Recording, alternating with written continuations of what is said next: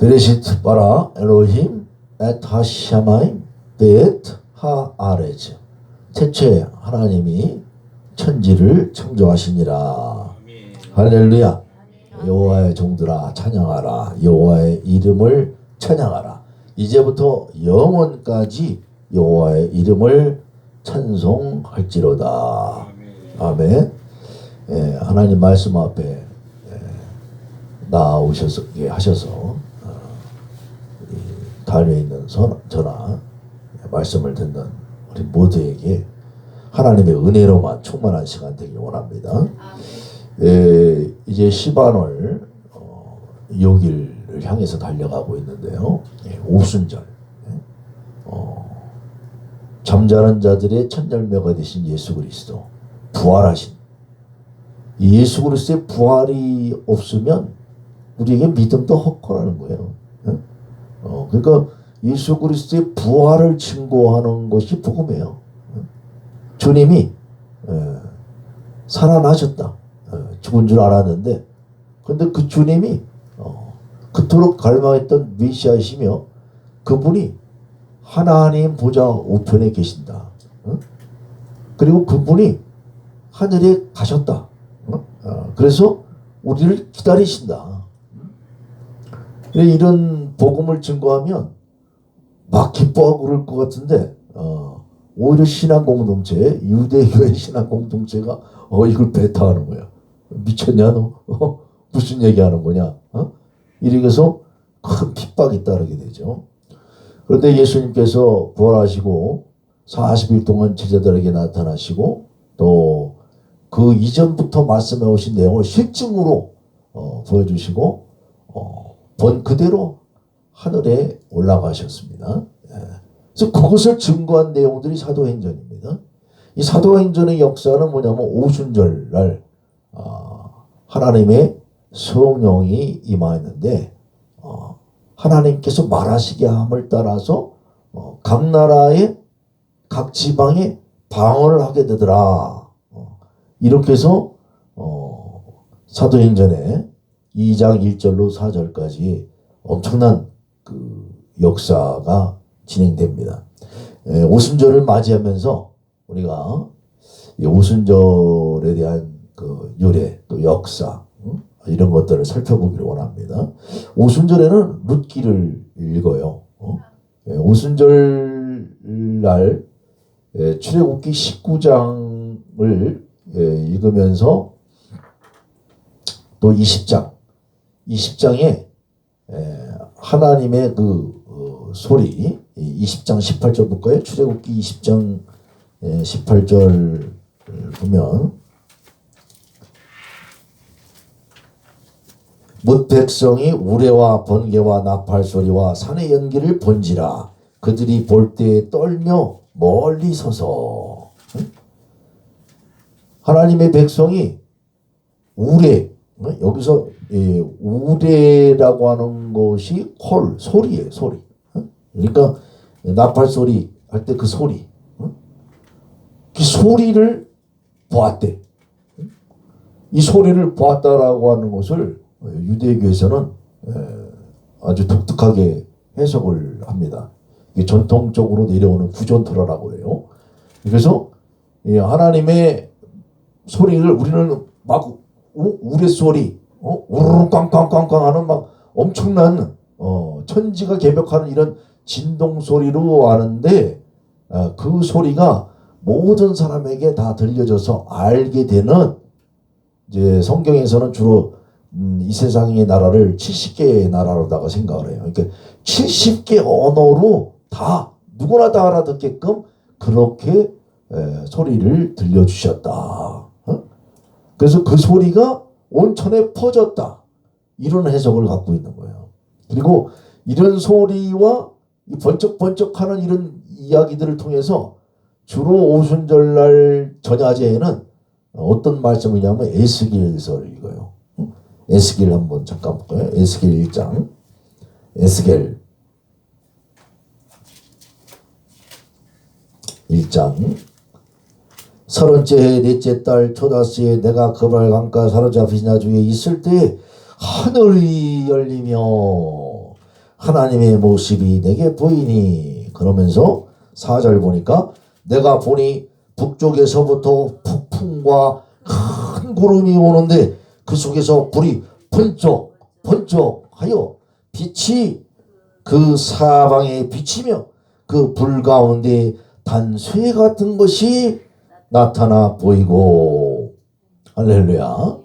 예, 이런 상태, 막 환상 중에 보는, 뭐 이런 또 환상 중에 본 걸 보고 막 정말 환상 속으로 막 들어가는 사람들이 있는가 하면, 이 출애굽기에 하나님의 말씀이 임할 때 백성들이 만나던 그 출애굽기 19장의 사건, 하나님 말씀을 받을 때가 바로 이런 현상이다. 그래서 그 말씀이 임하는 거, 이렇게들 생각해서 이제 오순절 전날 전야제에는 이제 에스겔서를 읽기 이런 관습이 있고요. 또 오순절 당일날은 이제 룻기를 읽습니다. 룻기를 통해서 하나님의 어떤 그 이방을 향한 종말의 때, 이 룻기는 어떻게 해석하느냐에 따라서 이제 또 여러 가지로 달라질 수가 있는데, 그런 내용을 오늘 한번 살펴보기로 원합니다. 룻은 이제 친구, 우정, 우리 그리스도, 너희는 이제 내가 너희를 친구라 라는 예수님의 친구가 되어야 할 텐데, 자, 오늘 시바놀이 시작됐어요. 시바놀은 성경에서 이제 아비벌, 이하르벌, 시바놀, 3월이죠. 3월에 어떤 일들이 있었는가? 네, 이거 잠깐 한번 짚어보고 갈까요? 노래 하나 배우고 잠갑시다. 힌네마 더부마나임 셰베나힘 가냐, 힌네마 더부바나임 셰베다힘 가냐, 힌네마 도 셰베다힘 가냐, 힌네마도 셰베다힘 가냐. 힌네마토고 봐라, 봐라, 얼마나 선한가. 시편 133편의 말씀입니다. 무슨 말씀이냐면, 형제가 연합하여 동거함이 어찌 그리 아름다운고. 성전에 올라가는 시죠.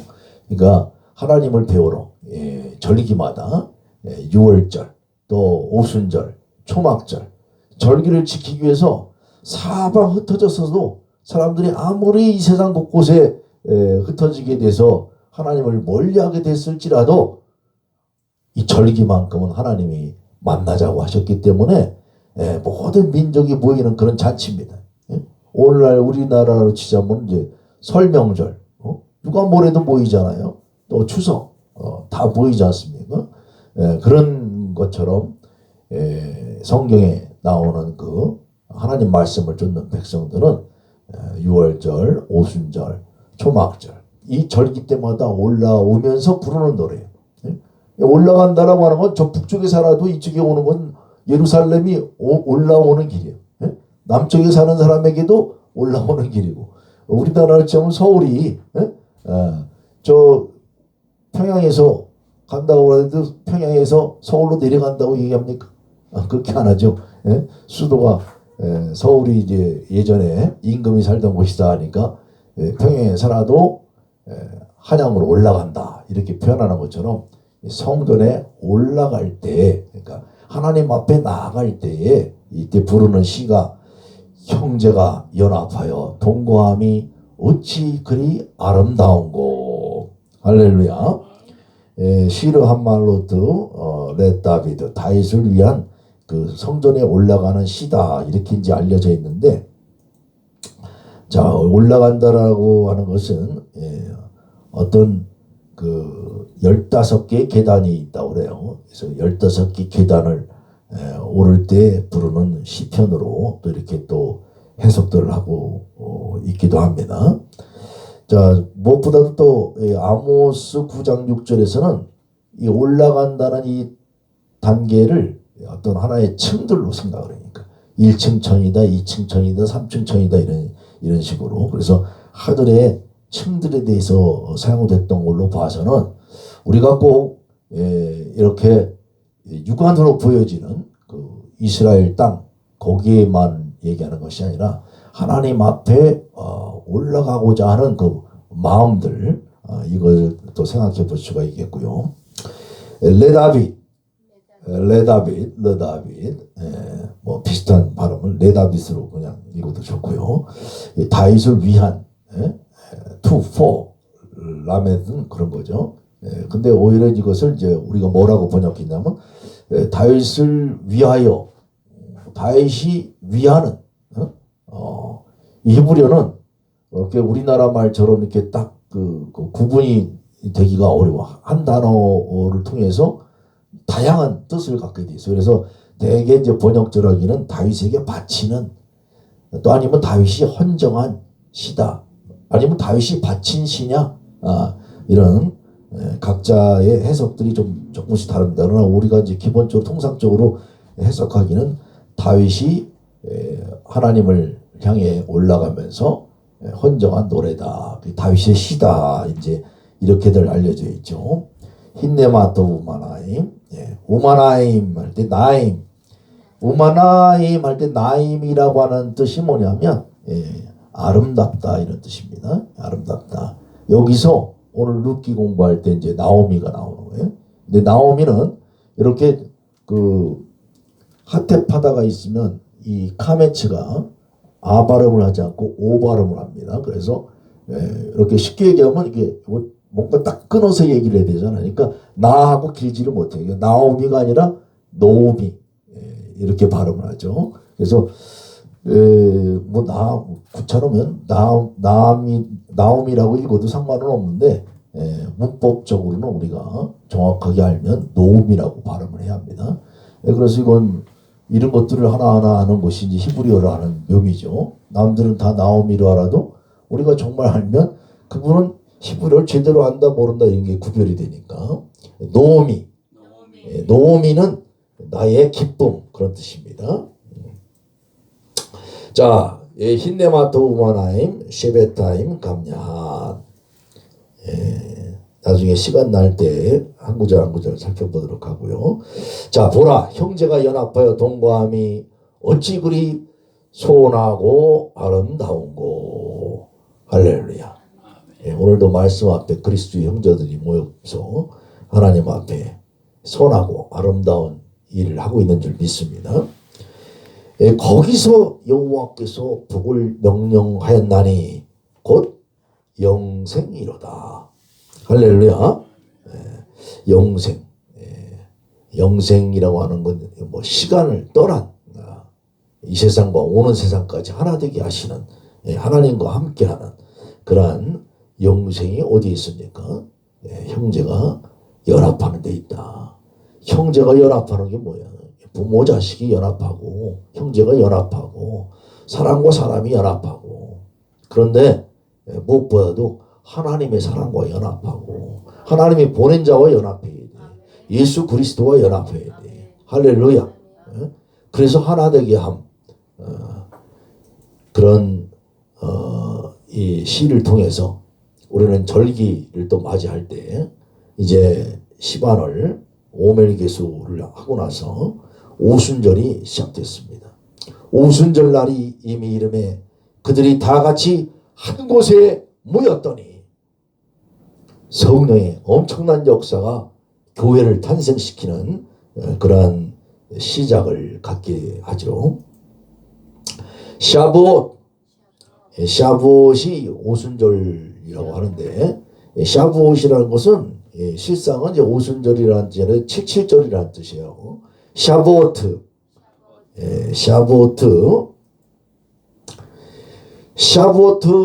또 헬라어로는 펜타코스테스라고 펜테코스테스. 그래서 너희 가운데 모든 남자는 1년에 3번 곧 무교절과 77절과 초막절에 네 하나님 여호와께서 택하신 곳에서 여호와를 배웁되 빈손으로 여호와를 배우지 말고. 하나님 앞에 나올 때는 그냥 나오지 말라는 거야. 그러니까 하나님 앞에 온전히 만날 때 뭔가 하나님 앞에 정말 우리는 무엇보다도 뭐라고 그래요? 거룩한 산 제물로 너희를 드리라. 응? 그래서 하나님의 전심을 다해서 나올 수 있는 우리 모두가 되길 바랍니다. 샤부오트에 대해서 좀 더 설명을 드리자면은, 샤부오트는 쉐바라고 하는 단어에서 왔어요. 쉐바라는 뜻이 일곱이야. 쉐시, 너무 여섯. 쉐바, 일곱. 그래서 쉐바, 일곱이라는 게 뭐냐면 원래 뜻이 이제 만족한다, 풍부하다, 꽉 찼다, 뭐 이런 거야. 그러니까 그것이 뭐야? 그게 일곱이야. 그래서 성경은 계속 일곱 수를 갖고 얘기를 하고 있죠. 그것을 가지고 이 일곱 마리의 양을 바치면서 하나님을 만나 뵈었고, 그때 서로 약속을 했던 것이 뭐 그걸 맹세라고 표현한 거예요. 부엘세바, 부엘세바라고 하는 건 그 베오르, 맹세의 우물, 베오르가 우물이에요. 우물, 일곱 마리의 양을 놓고 거기서 하나님을 만나고 약속을 서로 맺었다. 그 이제 맹세라는 뜻까지 이렇게 갖고 있습니다. 원래는 일곱이다. 쉐바에 오트라고 하는 복수가 붙게 되니까 그것이 일곱 곱하기 일곱 이렇게 되는 거예요. 그래서 일곱 안식일을 일곱 번을 세라. 그리고 그 다음 날을 지켜라. 언제부터? 초실절부터. 6월절하고 그 무교절이 시작된 그 안식 후 다음 날, 그때부터 그 오메로 보리곡식 이삭을 갖다가 하나님께 바치고, 그리고 이제 49일 그 다음 50일째 날을 갖다가 지켜라 라고 했기 때문에 샤부오트는 그러니까 칠칠이 49에 대한 이야기고, 하미심은 이제 50이라는 단어예요. 하메시가 그 5라는 뜻이거든요. 하메시, 셰시, 쉐바 이렇게 되거든요. 그러니까 하메심 요는 이제 복수가 돼가지고 50이다. 그래서 오순절은 이제 우리 한국말로는 이제 1순, 2순, 3순이 이제 열리다 보니까 5개씩 열 곱해서 50일째 되는 날이다. 그걸 50일이라고 이제 오순절이라고 우리가 합니다. 오순절. 샤부오트의 출애굽기 19장부터 20장 23절까지 다 읽어오신 줄 믿습니다. 자, 시반월. 자, 이 일이 언제 이루어지는 거냐면 시반월에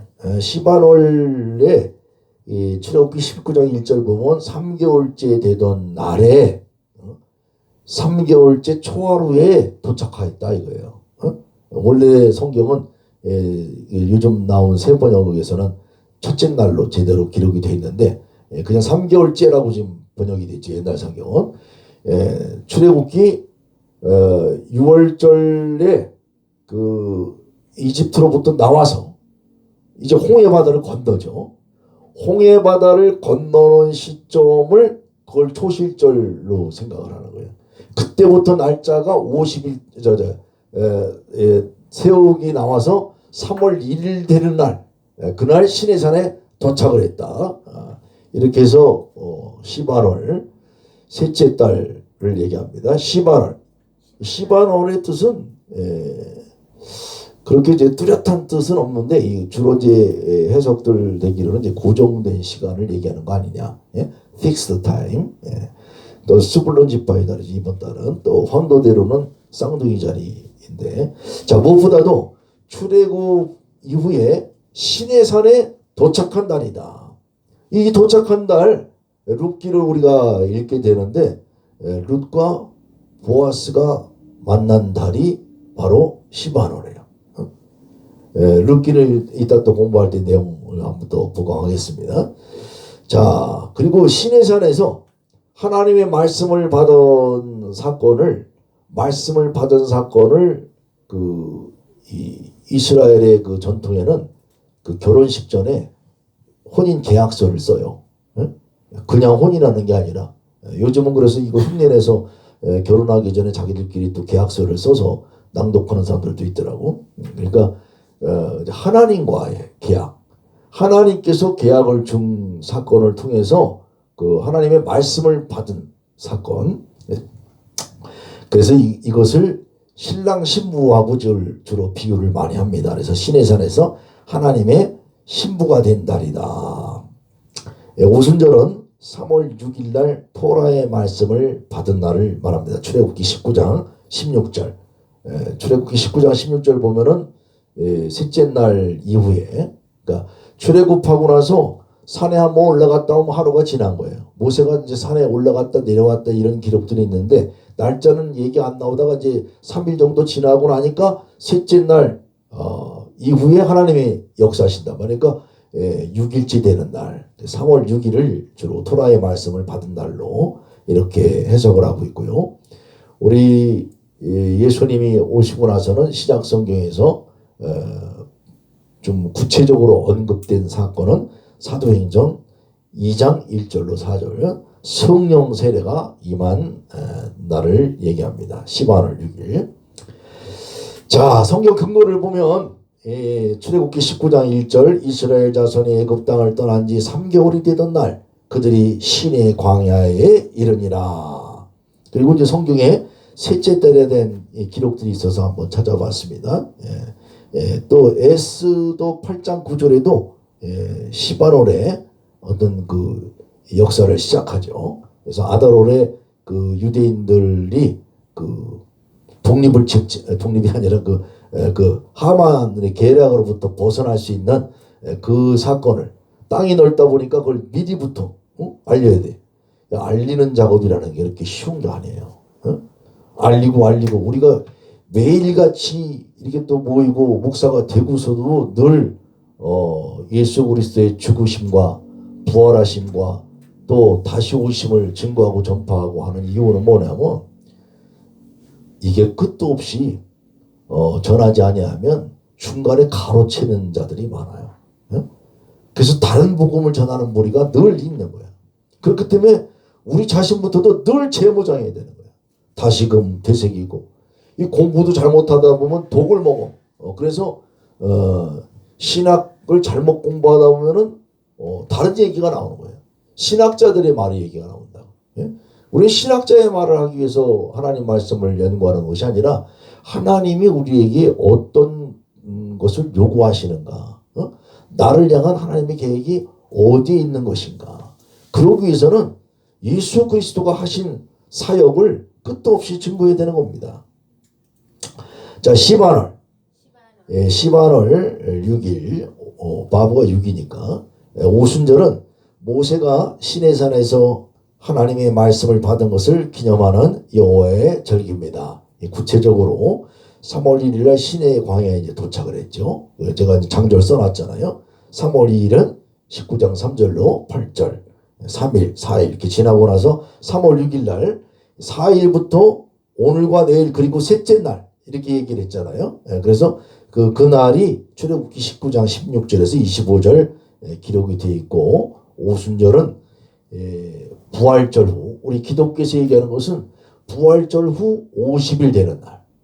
그래서 유대교에서 지금 날짜 세고 있는 거하고 우리가 세는 거하고 조금 차이가 나요. 이틀 정도가 차이가 나요. 그래서 오순절 날에 성령이 강림한 날, 교회가 시작된 날로 우리는 여기고 있죠. 오순절을 중요시 여기는 교회들은 이 날을 교회의 탄생일로 여깁니다. 그러니까 교회의 교회다움은 여기에 있는 거예요. 이걸 이제 자꾸 유대교에서 얘기하는, 제가 유대교의 달력을 갖고 얘기합니다만은 유대교의 달력을 그냥 기준적으로 제시하는 거지 그 달력이 맞다 안 맞다를 얘기하는 게 아니에요. 그래서 날짜는 하나님 소원에 달려 있는 거예요. 달력 자체가 변해왔고 그리고 예수님이 말씀하신 내용도 사도행전 1장에 때와 그 기한에 대해서 네가 생각할 것은 아니고 물론 그 당시 사람들이 생각하고 있던 오순절에 하나님이 역사를 하셔요.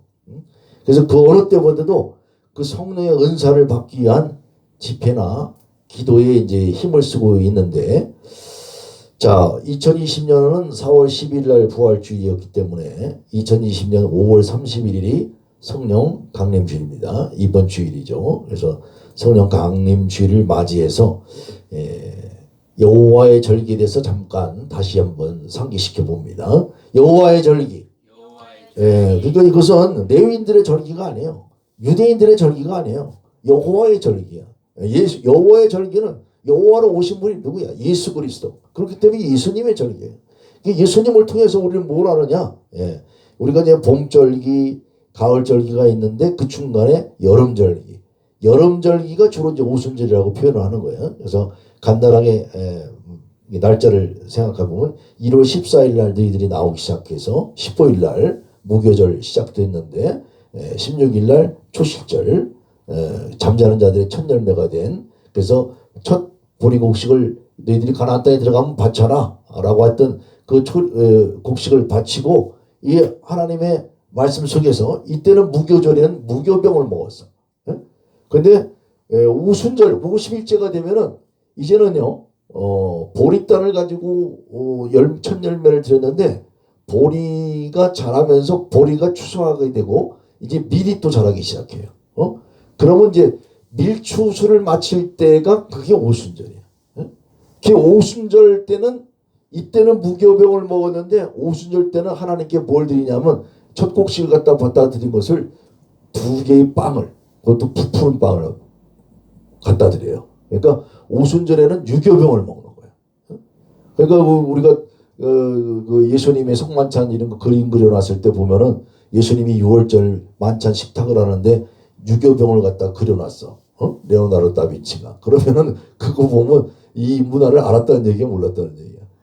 몰랐던 얘기죠. 유교병을 갖다가 그렸으면 안 되는 거예요. 맞자라고 무교병을 그렸어야 되는 거죠. 근데 이런 이 유교병을 갖다가 하나님 앞에 드리고 유교병을 뗄 때는 뭐냐면 누룩을 갖다가 갖고 있는 거란 말이에요. 그래서 묵은 누룩은 제해버리고 초실절에는 그 무교절 때는 뭡니까? 누룩을 다 제하는 거야. 누룩이 있으면 안 돼. 그래서 누룩을 다 없어져야 하지만 이제 이때부터 시작돼서 하나님 말씀을 기다려서 오순절이 될 때는 뭐예요? 유교병을 드리게 되잖아요. 그러니까 말씀이 풍성해야 되는 거야. 그러니까 잘못된 누룩은 버려버리고 예수님 오셔갖고 하신 내용은 바로 그런 내용입니다. 묵은 누룩은 내어버려라. 그 옛 바리새인들의 율법은 그 율법에 대한 해석, 바리새인적 사고방식은 안 된다. 예수님이 오셔갖고 새 빵을 주시는 사건이죠. 자, 그런 오순절의 이야기를 또 살펴보고요. 또 이제 넉 달이 지나면 7월 1일 나팔절, 속죄일, 또 초막절, 이렇게 하나님의 절기에 대해서 우리가 공부를 하고 있는데요. 초실절, 하그 하비쿠림, 하그 하비쿠림. 하그가 절기야. 하그 늘 얘기하잖아요. 하가 다시 되풀이하는 거, 돌아오는 거야. 항상 돌아오는 거예요. 샤나도 돌아오는 거예요. 늘 오고 오는 세대에 그냥 머무르고 끝나는 게 아니야. 우린 자꾸 이렇게 헬라적 사고방식은 뭔가 끝내려고 그래. 오는 건데 올 때마다 비쿠림, 비쿠르라고 하는 것은 첫 열매를 바카르, 첫 것, 장자 뭐 이런 겁니다. 그러니까 첫 것을 갖다 바치는 절기를 초실절, 우리 잠자는 자들의 첫 열매가 되셨다. 고린도전서 15장 20절에 바울이 이야기하죠. 자, 이런 사건들을 통해서 우리는 그동안은 사람들이 어떤 절기에 그 뭐라 그럴까요? 절기를 자꾸 지키는 거, 절기를 지키지 말라는 게 아닙니다. 그러니까 절기를 지키는 거에 빠지다 보면은 그 절기를 왜 지키라고 한 걸 몰라. 그래서 예수님이 늘 하시는 사역, 사도 바울이 해석한 사역 이런 것은 뭐냐면 그런 절기에 관계된 모든 상징과 은유 비유가 다 있었는데 그것을 누가 해결하셨다? 예수님이 해결하셨다. 그러니까 우리가 그 관점을 같이 의미하지 못하면 유대교에 빠져가지고 그 절기를 자꾸 지키려고 한다고요. 그리고 그 절기 안 지키면 왜 안 지켜? 왜 안 지켜? 이렇게 손가락 찌른단 말이에요. 그리고 지킨다 안 지킨다 가지고서 사람 죽이는 일이라는 거예요. 이단이다 막 정죄하고. 우리 기독교도 마찬가지예요. 누구 뭐 해가지고 이단 정죄하고 이러는 거는 주님이 별로 기뻐하지 않아요. 이단은 구별해야 되지만 무엇이 되는지를 알아야지. 무엇이. 그래서 하나님의 말씀 속에서 우리가 오순절에 대한 진정한 뜻을 살펴보기 위해서 한번 살펴봤습니다. 하그 샤보트, 오순절에 대한 가장 확실한 사실은 이날 성령님께서 교회에 강림하셨다는 것이죠. 사도들은 이날 성령을 받고 이 명절을 지키기 위해서 각국에서 모여든 유대인들에게 그들의 언어들로 복음을 전파했습니다. 성령님의 임재하심으로 이날 신약교회가 탄생했습니다. 그러므로 오순절은 교회의 예표가 되는데 이 오순절의 때를 별로 아무도 관심을 안 가져. 이게 너무 아이러니한 현상이다. 그러니까 우리가 예수님이 다 이루셨지만 예수님을 사랑하면 예수님의 말씀을 쫓아서 이런 달력 아래서 또 달력 안에서 예수님의 하신 사역을 다시 한번 되짚어보면서 우리에게 오늘날 진정한 어떤 이 임재를 원하고 계신가, 예수님을 진정으로 초청하면서 살아갈 수 있는 우리 모두가 되기를 바랍니다. 자, 맥추절을 지켜라. 이 맥추절이라는 게 바로 그런 겁니다. 초실절과 맥추절이 조금 구분되어야 돼요. 초실절은 잠자는 자들의 첫날마가 된 사건이라면 맥추절은 이제 이 보리추수로다가 우리가 이제 번역을 했는데 이제 밀추수가 있는 오순절 때를 맥추절로다가 표현을 합니다. 그래서 50일째 되는 그때의 오순절은 밀을 추수하는 절기다. 6월절은 누룩 없는 땅, 누룩 없는 빵, 고난의 떡이라고 그러죠. 고난의 빵을 먹지만 오순절은 누룩 있는 빵을 먹는다. 예수님의 빵을 먹고 충만한 기쁨이 넘치는 우리 모두가 되길 바랍니다. 하그샤보트.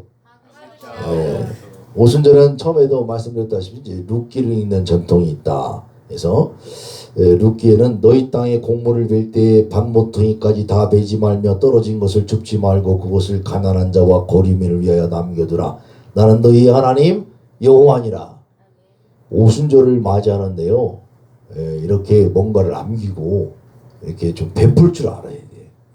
그래서 룻기를 통해서도 우리가 그 베품에 대해서 물론 또 다른 의미도 있습니다만 이런 마음을 갖고 오순절을 맞이하는 우리 모두가 되기를 바랍니다. 무엇보다도 주님이 이 하나님의 그 말씀, 토라의 말씀을 통해서 우리에게 떨어뜨려 주는 게 있어요. 이방인들을 향해서. 그 이방인들은 예수 그리스도께 접붙임 바 되어서 온전한 하나님의 말씀을 받아 누리는 자들이니까 우리가 이런 나오미를 통해서 보아스의 은혜를 받는 룻의 이야기, 이런 순종에 대한 이런 것들을 생각하는 그런 오순절이 되기를 바랍니다. 이 마태복음에 이거 뭐 일일이 다 설명하려면 힘든데 이게 그냥 기본적으로 골격을 한번 나중에 기회가 될 때 또 말씀드립니다. 엿새 후에 예수께서 베드로와 야고보와 그 형제 요한을 데리시고 따로 높은 산에 올라가셨더니, 이러면 엿새 후에 하면 3월 6일을 생각하는구나, 이렇게 해석을 할 수가 있겠고요.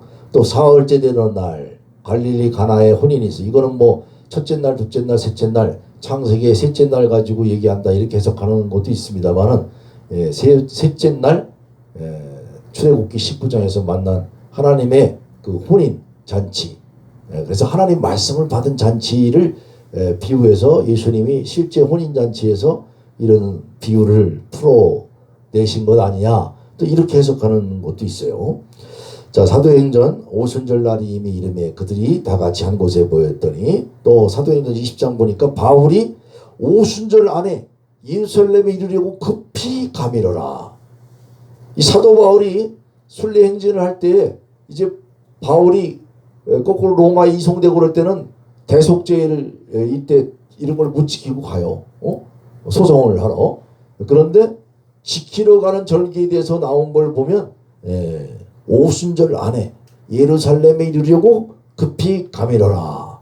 이런 구절을 볼 때는 사도 바울도 이렇게 오순절에 가서 뭔가 하나님 예수 그리스도의 그 복음을 같이 증거하고 참여하려고 했던 그런 흔적을 볼 수가 있죠. 또 고린도전서 16장 8절 보니까 내가 오순절까지 에베소에 머물냐 하면 그 얘기 뭐예요?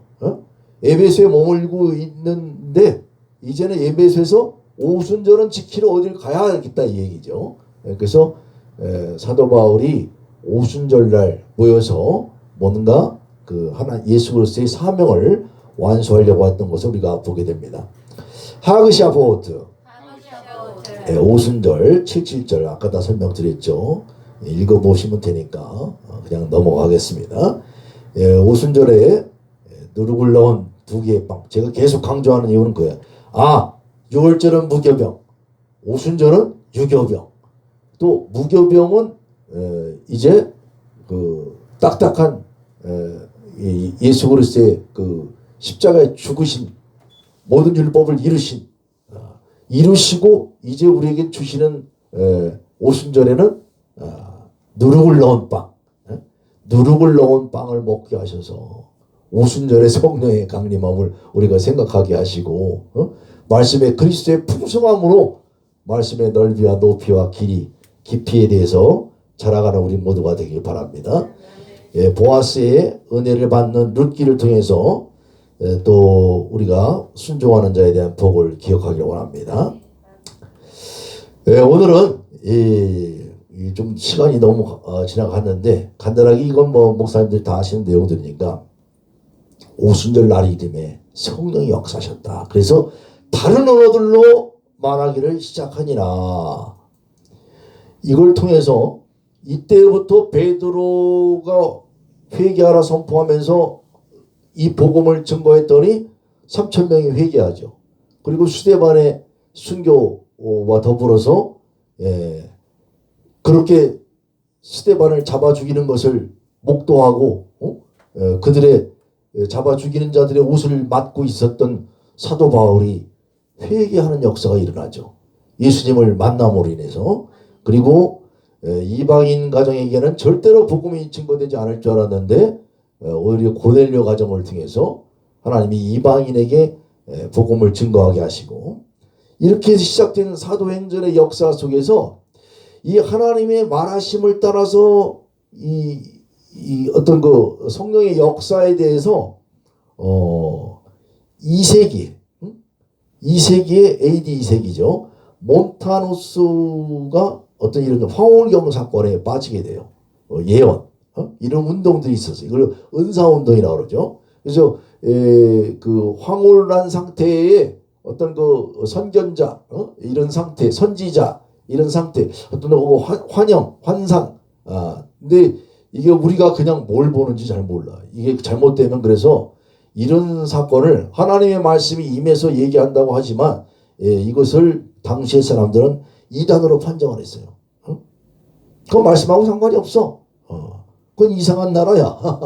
그리고 그런데 1517년 루터가 성경을 복급하게 되면서 루터를 통해서 가톨릭으로부터 이제 성경은 갇힌 상태가 아니었죠. 이제 성경은 누구나 다 읽을 수 있게끔 됐어요. 그러면서 하나님의 말씀을 통해서 신앙들이 자라가기 시작하는데 17세기에 들어서서 체코의 진젠도로 복백장이라고 있습니다. 이 사람과 그 모라비안 교도들이 이런 경건주의, 그런 경건주의가 어느 정도로 좋았는지 웨슬레가 다 감탄을 합니다. 그래서 웨슬레가 여행하던 중에 그 요한 웨슬레 감리교회 창시자죠. 요한 웨슬레가 풍랑을 만났어. 풍랑을 만나갖고 아유 이거 큰일 났다. 막 그냥 배가 기우뚱거리고 다 죽게 생겼다고 살려주세요 주님 막 이러는데 모라비안 교도들은 경건하게 시편을 읊조리면서 할렐루야를 찬송하는 거야. 예? 그러니까 거기에 놀라친 거예요. 당신들 안 무섭냐? 아니 우리가 죽음을 주님께 내어드린 자들인데 죽음을 딛고 일어선 예수님과 함께 있는데 뭐가 두려우냐? 죽음은 죽으리다 하는 그런 신앙으로 경건하게 태연하게 엄청난 요동치는 그 파도 속에서도 갖고 있는 그 경건성을 바라보고서 요한에서 내가 지금까지 뭘 믿었던가, 내가 정말 주님을 믿었던가. 오늘 우리도 여전히 너무 이 엄청난 세상에 지금 살고 있는 거예요. 예? 예. 예, 코로나 바이러스. 이 코로나 바이러스가 엄습하니까 주님은 안 계셔. 예? 죽음의 사자가 등장하니까 다들 무서워 벌벌 떠요. 예. 그런데 정말 주님의 사랑을 안다면 죽고 사는 것이 그렇게 중요한 내용인가? 응? 물론 하나님은 죽으라고 하시는 하나님이 아니죠. 우리 살리시는 하나님인데 그 산자답게 살아야지. 예. 산자는 두려움이 없는 자, 예수 안에 있는 자, 평안을 주는 자. 그래서 이런 이 회개 운동을 통해서 1740년도에 미국에 엄청난 그 대각성 운동이 일어나요. 그리고 1차, 2차 대각성 운동이 일어나게 되는데 오늘 소개해드릴 내용은 19세기에 들어서서 성결 운동이 또 시작됩니다. 주로 감리교 쪽에서 시작을 했어요. 피비 팔머라는 사람과 찰스 피니. 피비 팔머는 그 웨슬리안 쪽 감리교 쪽이고 찰스 피니는 장로교 쪽에 이런 그 칼비니즘적인 이런 그 성령의 사역을 펼치면서 성결 운동을 했는데 1901년 그러니까 1900년도 12월 31일 날 이제 되게 해가 넘어가니까 해가 넘어갈 때 막 그 기도회를 열면서 그 찰스 팜이라는 그 목사가 캔자스주의 미국의 캔자스주 중부에 있는 그 토페카라고 하는 곳에서 그 돌궁전이라고 하는 이제 그 건물이에요. 그 건물에서 사도행전을 연구하면서 신학교를 하고 있었는데 신학교의 그 제자 오즈만이라고 하는 여자가 그 연구를 하면서 사도행전 레포트를 준 거야. 사도행전이 뭔지 공부를 해라. 그리고 그 엑기스를 발표해라. 그랬더니 신학생들끼리 모여가지고서 막 기도회를 열면서 12월 30일 뜨겁게 밤새도록 책을 읽고 공부한 결과가 뭐였느냐 하면 사도행전의 오순절날 하나님의 초국령이 받으니 방언을 시작하더라. 그래서 이 방언을 받는 것이 그것이 바로 그 하나님의 역사입니다. 능력이 빗 때까지 기도하라고 했지 않습니까? 그러니까 내가 이걸 받아야겠습니다. 그리고 찰스 팜 목사한테 이걸 보고하면서 목사님 나 안수해 주세요.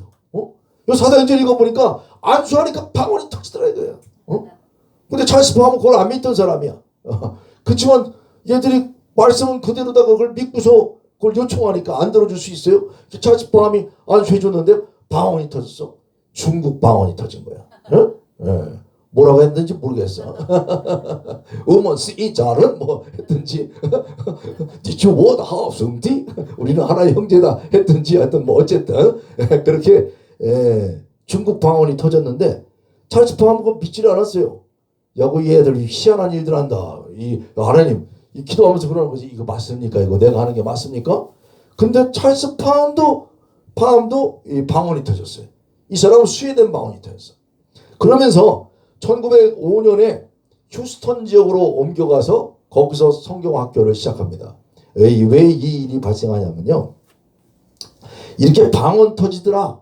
이런 역사를 얘기하면 그 당시에 신앙생활하던 그 주변에 있는 목사님들이 다 반대하는 거야. 이상한 얘기하고 있어. 그거 언제적 얘기인데. 예수님 당시 그건 다 끝나고 그거하고 상관이 없어. 그러는데 그 얘기를 하는 순간 그냥 공격들이 들어와. 공격들이 들어와서 1905년에는 휴스턴 성경학교를 이제 열게 됐는데 여기에 윌리엄 쉐이모라고 하는 흑인이 들어와요. 원래 오늘날도 흑백인종 간의 갈등이 있는데 이 당시에도 엄청난 갈등이 있는 거죠. 흑인이 백인 학교에 들어올 수가 없는 거야. 그런데 예수님의 사랑으로 윌리엄 쉐이모를 받아들입니다. 받아들이긴 하지만 받아들이면서도 교실 안에는 못 들어오는 거야. 교실 바깥에서 듣게끔 했어. 학교에 입학해 준 것만도 감사하지. 왜냐하면 그 질서를 그 당시에 그런 룰을 깨트리기가 어려우니까. 근데 윌리엄 쉐이머가 바깥에서 이 하나님 말씀을 계속 들으면서 사도행전에 대한 이 역사를 공부하면서 자기는 거기에 동조를 한 거야. 그래서 1906년에 세이모가 이제 LA 쪽에서 그 LA가 그때 이제 막 부흥이 아니라 이제 도시가 막 발전하면서 세계 각국의 이민자들이 막 다 모이는 거예요. 예? 예, 그러니까 거기에는 LA는 그 당시 그러니까 그 대개 흑인들만 따로 살고 백인들만 따로 살고 이렇게 지역들이 있었다면 여기는 그냥 흑백 인종 아시아 뭐 할 것 없이 다 모이는 거예요. 예? 국제 도시가 됐어요. 그 국제 도시가 되는 곳에 파송이 됐는데 세이모에게 1906년에 이걸 증거하다가 자기도 이 은사가 없었어요.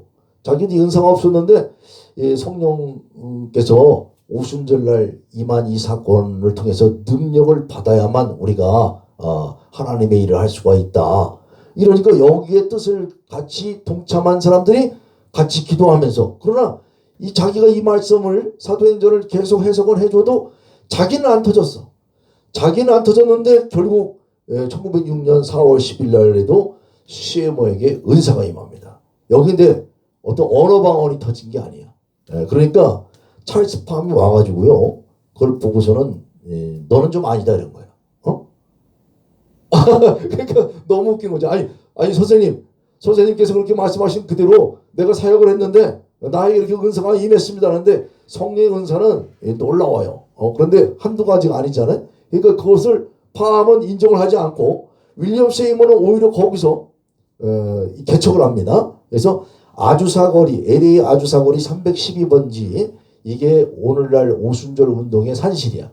그래서 여기서 그 부흥운동을 일으키는데 이때는요 여기는 다인종 다민족이 와 있는 거야. 다문화 사역이지. 그 남자 여자 이게 구별을 안 해. 혼합 사역을 막 흑백 연합 예배가 있고 또 여기는 이제 주로 준비돼 그 전까지는 뭔가 말씀을 준비를 해야 돼요. 하나님 말씀을 어떻게 함부로 하느냐고. 근데 기도하고 간증하고 준비되지 않은 설교들을 했다고. 그래서 이런 준비되지 않은 설교들을 하면서 좀 특이한 현상들이 나왔는데 방언만 터진 게 아니야. 막 치유가 일어나고 귀신을 쫓고 막 귀신이 들어왔다 나갔다 이러고 이제 예언이 터지고 또 성령의 음성을 듣고 막 쓰러지고 막 뛰어다니는 사람이 없나 뭐 그냥 기쁘다고 소리를 확 치고 돌아다니는 사람이 있고 이게 미친 집단 정신 광란 집단 광란의 어떤 그런 분위기였다 이거예요.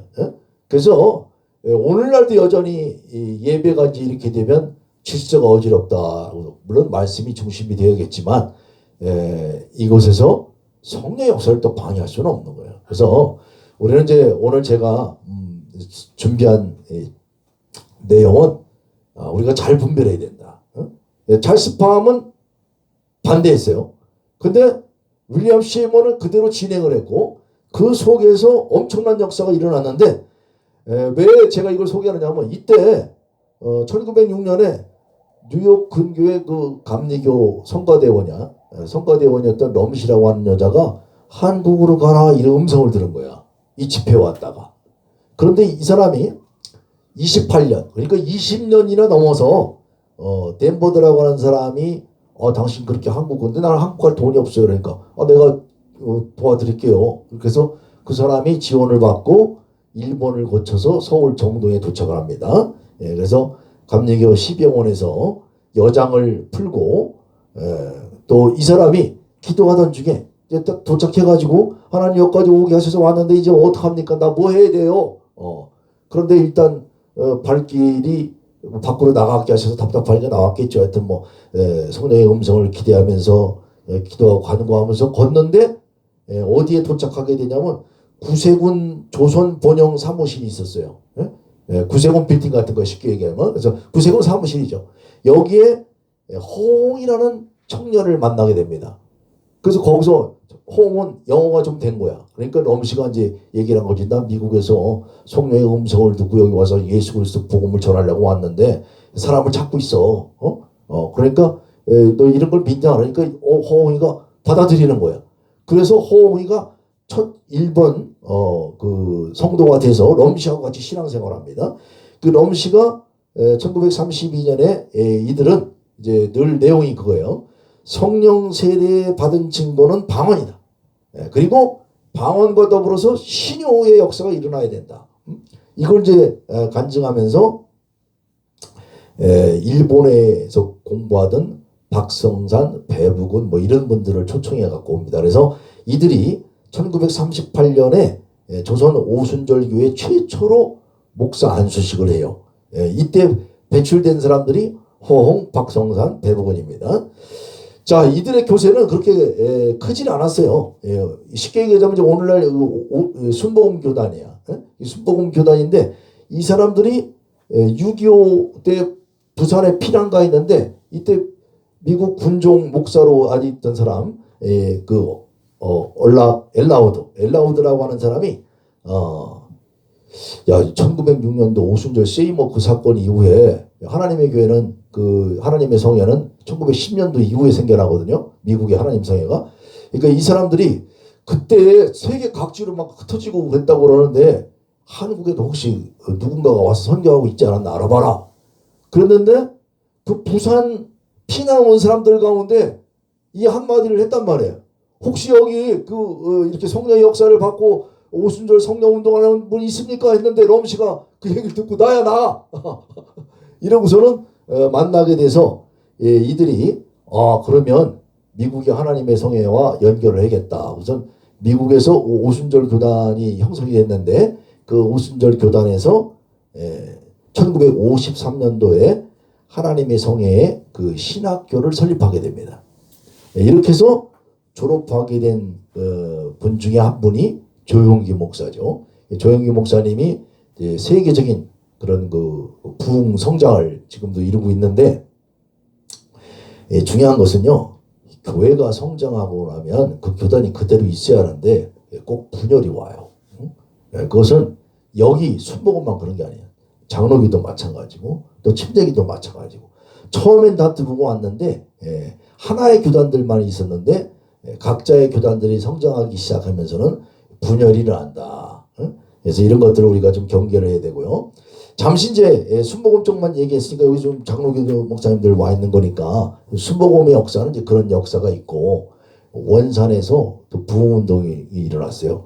1903년에 그러니까 여기도 오순절 시에이모 윌리엄 시에이모와 좀 관계가 있지 않느냐.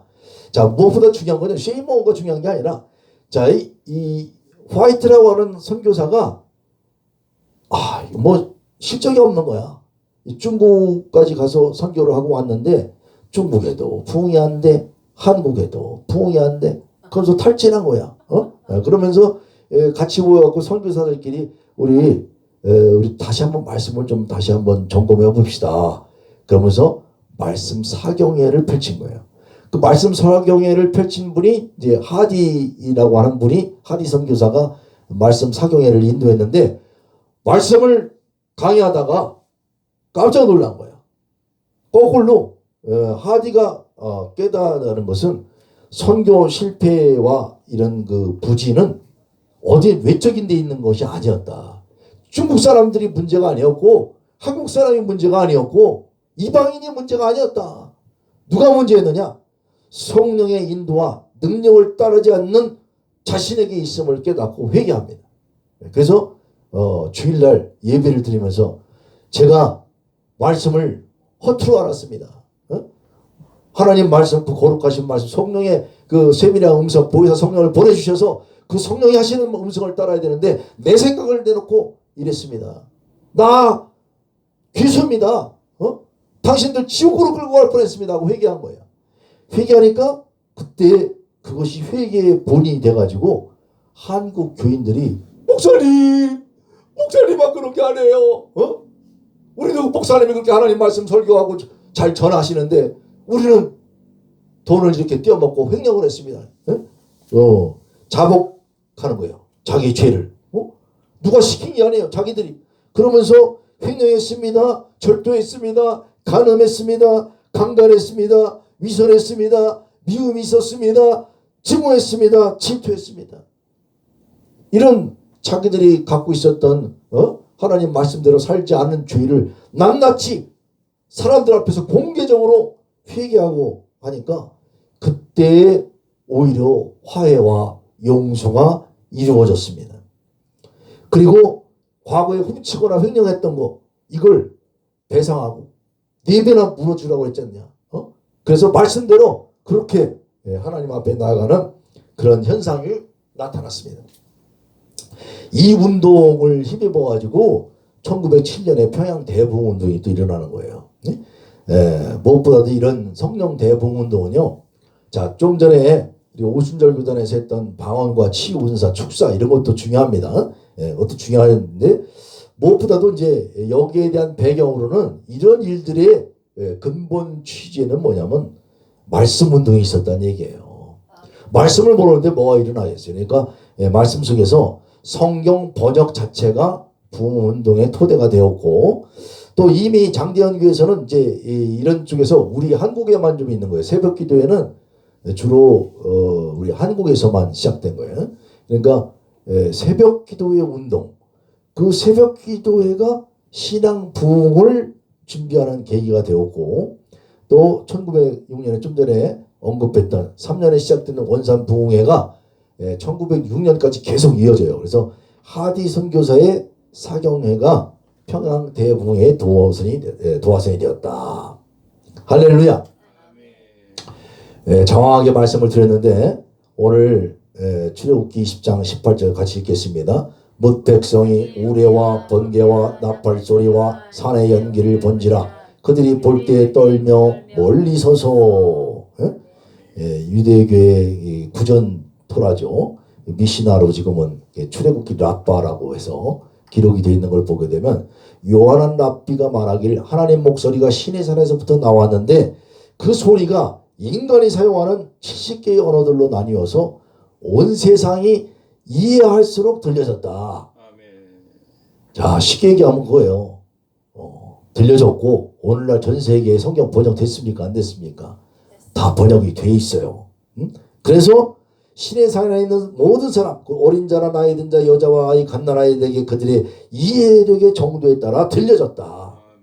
말씀이 우리에게 기록되고 보존된 이유는 각자의 수준에 맞춰서 하나님 말씀이 증거되고 있는 것을 우리가 한번 생각해 볼 수가 있습니다. 그래서 아까 설명드렸다시피 또 우리 그 말씀들을 볼 때에 에스겔서 또 오순절에 룻기를 읽는데 이런 그 말씀의 근간에는 예레미야 31장 31절 보니까 여호와의 말씀이니라 보라 날이 이르니 내가 이스라엘 집과 유다 집에 새 언약을 맺으리라. 새 언약을 맺으리라 하시고 이스라엘이 흩어졌어요. 유다가 멸망했어요. 그래서 이스라엘 집이 산산 풍비박산이 일어났는데 그럼에도 불구하고 예수님은 하나님은 예수님을 보내셔서 언약이 깨트려졌음에도 불구하고 그리고 이제 예수님을 통해서 말씀을 어디에 기록하십니까? 신비에 기록한다고 하시죠. 31장 33절 곧 내가 나의 법을 그들의 속에 두며 그들의 마음에 기록하여 나는 그들의 하나님이 되고 그들은 내 백성이 될 것이라 여호와의 말씀이니라. 이런 말씀 속에서 에스겔에서 새 영을 너희 속에 두고 새 마음을 너희에게 주되 너희 육신에서 굳은 마음을 제거하고 부드러운 마음을 줄 것이라. 우리 굳은 마음이 제거돼야 합니다. 하나님의 말씀으로 예수 그리스도의 이르신 말씀으로 예수 그리스도의 보내신 영으로 예수 그리스도의 말씀이 내게 임하니까 굳었던 마음이 제어해지고 우리에게 부드러운 마음이 생겨나서 보혜사 곧 아버지께서 내 이름으로 보내실 성령 그가 너희에게 모든 것을 가르치고 내가 너희에게 말한 모든 것을 생각나게 하리라. 진리의 성령이 오시면 그가 너희를 모든 진리 가운데로 인도하시리니 오직 성령이 너에게 임하시면 오늘 계속되는 주제입니다. 오순절날 임한 너희가 권능을 받고 예루살렘과 온 유대와 사마리아와 땅끝까지 이르러 내 증인이 되리라 하시니라. 무엇보다도 우리는 이런 교회가 주님의 몸이라고 했어요. 만물 안에서 만물을 충만케 하시는 이의 충만함. 그 충만함 예수 그리스도의 샬롬 가운데 있게 될 때에 우리는 어떻게 주님의 나라의 통치에 들어가게 됩니까? 같이 읽겠습니다. 디모데전서 4장 5절 하나님의 말씀과 기도로 거룩하여 짐이라. 그리고 마지막으로 다 아는 내용 중요한 건요. 아무리 방언과 천사의 말을 할지라도 사랑이 없으면 안 된다고 그랬어요. 사랑은 사랑이 없으면 내가 모든 것으로 구제하고 어떤 행동을 한다 할지라도 정말 사랑, 주님의 사랑, 죄인까지도 사랑하신 주님의 사랑이 우리 가운데 충만하기를 바랍니다. 내가 사랑할 수 있는 것만 사랑하는 건 누구나 할 수 있습니다. 내가 사랑할 수 없는 것들을 사랑하고 예수님의 사랑 가운데 거하면서 사도행전 28장 23절로 일부 시간을 마칩니다. 그들이 날짜를 정하고 그가 유숙하는 집에 많이 오니 바울이 아침부터 저녁까지 강론하여 하나님의 나라를 증언하고 모세의 율법과 선지자의 말을 가지고 예수에 대하여 권하더라. 일부 시간은 여기까지만 하겠습니다.